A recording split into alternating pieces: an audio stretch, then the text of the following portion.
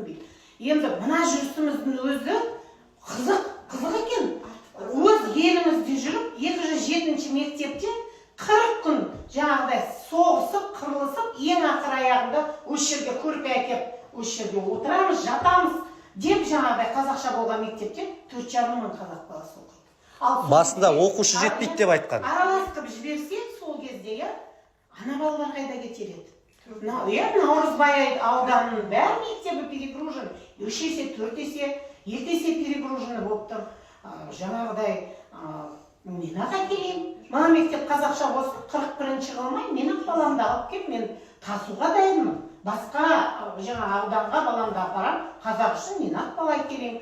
Сіздер еш уайымдамаңыздар, бала жетпей қалады, өйтпей қалады деп, бала туылып кетеді. Сылтаулар сол орыс тілді аудиторияның тиктокта комментария жазып атқандары бала табылмайды деген сияқты. 146-ші мектеп бойынша айтып жібересіздер ма? 146-ші мектеп, мен мына мектеп салынып жатқан кезде әдейі былтыр